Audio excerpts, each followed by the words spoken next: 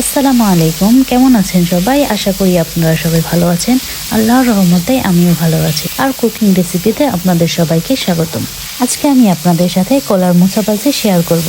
এই রেসিপিটা খুব সহজে তৈরি করা যায় এবং খেতেও ভীষণ মজাদার। এক থালা ভাতও এই রেসিপি দিয়ে শেষ করা যায়, সাথে মাছ মাংসের কোনো প্রয়োজনই নেই।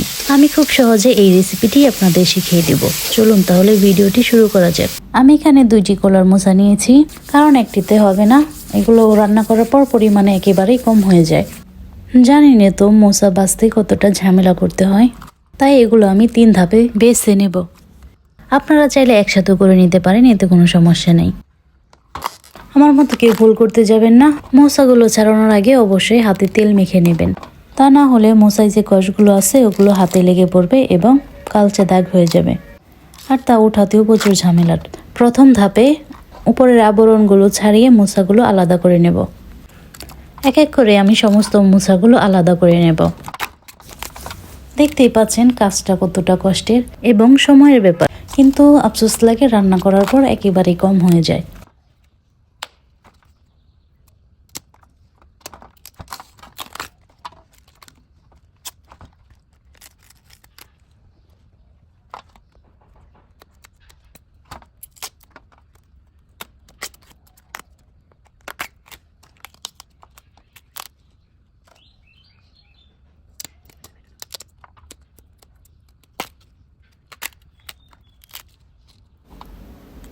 ছাড়াতে ছাড়াতে যখন এই কুচি অংশে চলে আসবেন, তখন আপনারা আর নাও ছাড়াতে পারেন।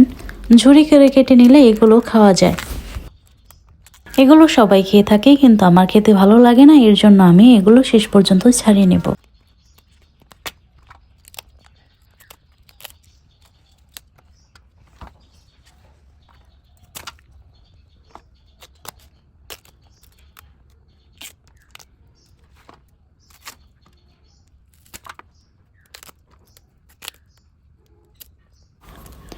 অনেক কষ্টে আমার সবগুলো বেছে নেওয়া শেষ হয়ে গেছে।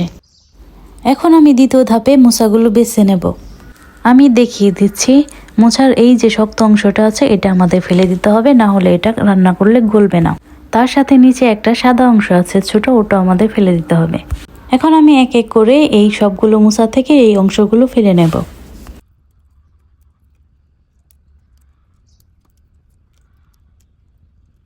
আমার সবগুলো বেছে নেওয়া শেষ। এখন আমি এগুলো একটা বটির সাহায্যে ঝুড়ি ঝুড়ি করে কেটে নেব।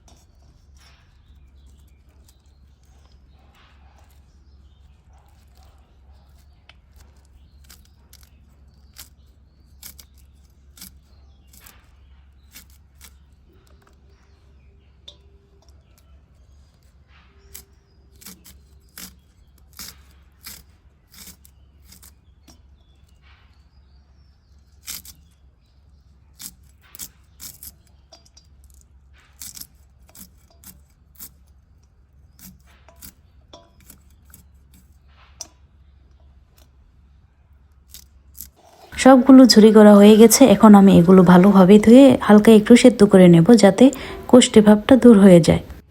রান্না করার জন্য এখানে আমি আগে থেকে কেটে রেখেছি পেঁয়াজ, মরিচ এবং কিছুটা রসুন ছেঁচে নিয়েছি, আর তার সাথে নিয়েছি একটা খাল, একটা এলাচ ও তেজপাতা। এখন একটা কড়াইতে পরিমাণ মতো তেল গরম করে তার মধ্যে দিয়ে দেব খাল ও এলাচ, এবং তার সাথে দিয়ে দিব 1 টেবিল চামচ আস্ত জিরা। এগুলো একটু নেড়ে চেড়ে ভেজে নেব।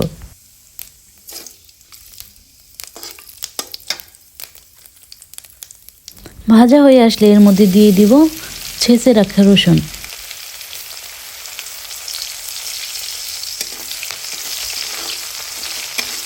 নেড়ে চেড়ে রসুনগুলো আমরা বাদামি কালার করে ভেজে নিচ্ছি।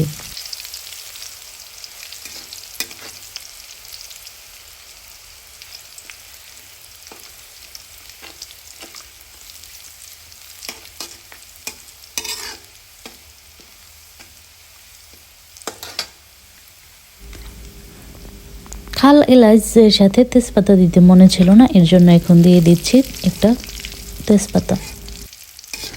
তেজপাতাটা একটু নেড়ে চেড়ে ভেজে নিয়ে এর মধ্যে দিয়ে দেব কেটে রাখা পেঁয়াজ ও মরিচ কুচি। নেড়ে চেড়ে পেঁয়াজগুলো একটু নরম করে নেব।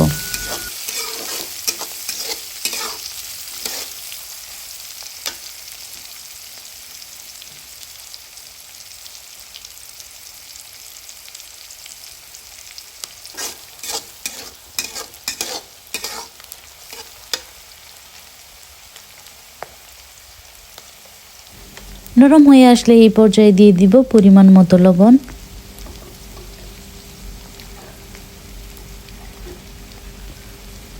আর একটুখানি হলুদের ফাঁকি।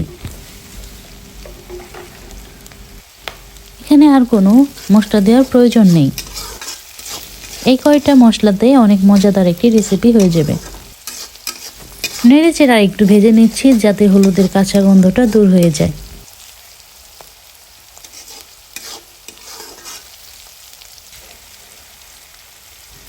ভাজা হয়ে গেছে, এই পর্যায়ে আমরা দিয়ে দিব কেটে রাখা সেই কলার থুর। নেড়ে চেড়ে থুরগুলো সমস্ত মশলার সাথে ভালোভাবে মিশিয়ে নেব।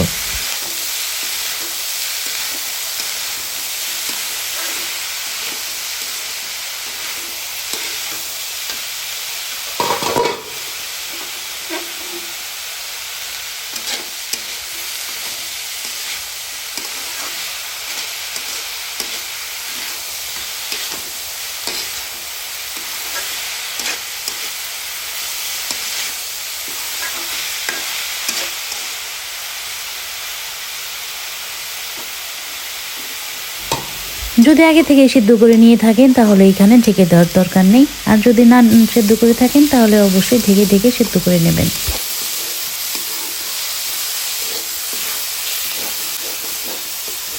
আর চেষ্টা করবেন নেড়ে চেড়ে দেওয়ার, না হলে নিচে লেগে পড়বে।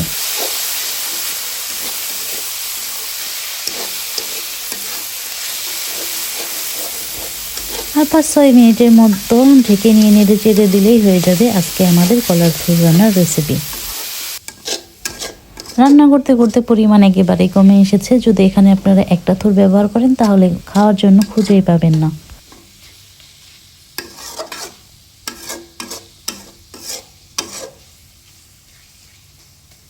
আমাদের ভাজা শেষ হয়ে গেছে, এখন আমি এগুলো একটা বাটিতে উঠিয়ে নেব।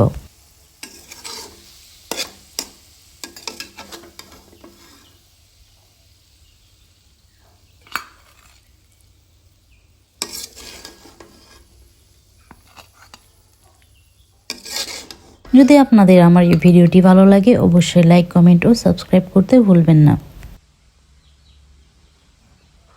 যদি মজার মজার রেসিপি উপভোগ করতে চান তাহলে অবশ্যই আমার এই চ্যানেলটি সাবস্ক্রাইব করে পাশে থাকবেন। আজ এই পর্যন্তই, দেখা হবে আবার কোনো নতুন ভিডিও নিয়ে।